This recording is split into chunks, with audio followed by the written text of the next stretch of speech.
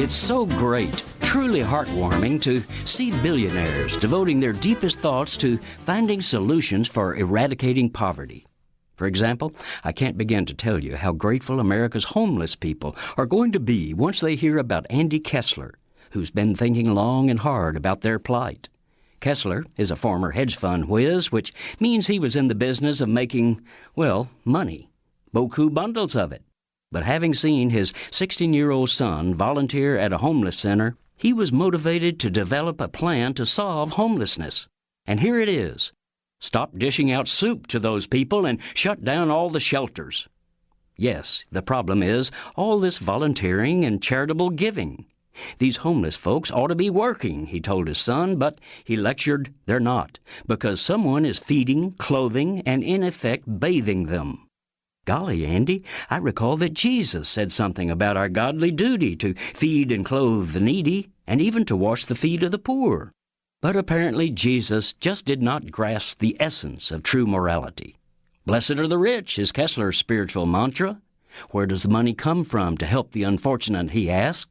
And yea, I say unto thee, the holy hedge funder answered his own deep question. It comes from someone who worked productively and created wealth. Thus, he sagely concluded, the answer to poverty, to truly helping the poor, is not to pamper the takers, but to provide more tax breaks for the makers of wealth, like him, the ones who produce, quote, good old-fashioned economic growth.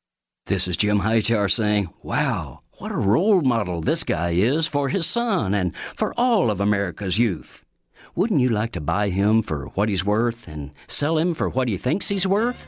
That would fund a whole lot of homeless programs, wouldn't it?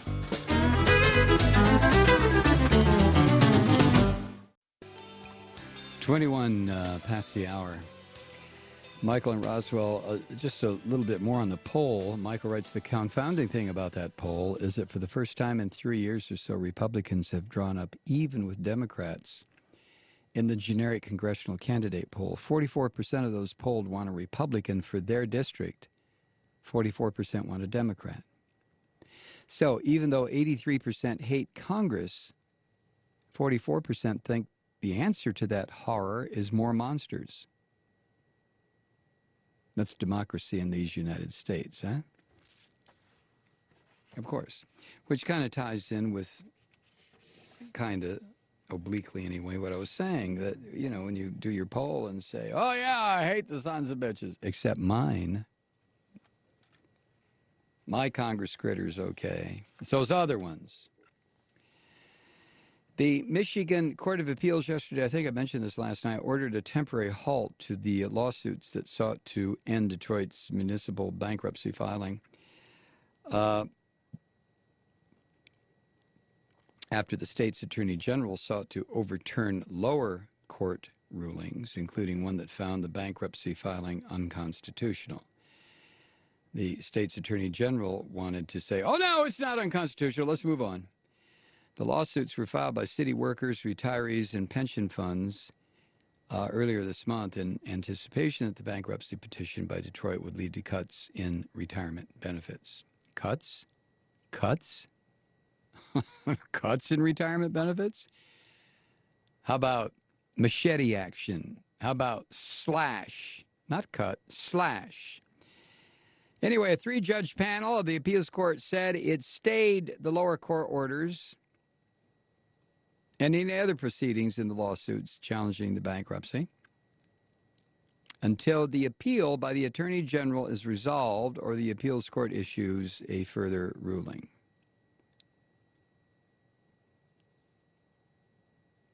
So, nobody is quite sure what is going to happen at this point, except that the people of Detroit are going to suffer even more. And the people of Detroit, regardless of how this works out, and works out is absolutely the wrong term for me to use, but regardless of how this resolves, that might be better. The people of Detroit are going to watch as the public assets that that city has accumulated over the past, what, wasn't Detroit founded by French-Canadian trappers or something? Anyway, the assets that were built into the city over the past 2 centuries that belong to the people. The people will now have the rare and painful experience of watching the corporate predators and the capitalists move in, the disaster capitalists move in, and steal and take and loot, not unlike what the Nazis did when they invaded all of Europe.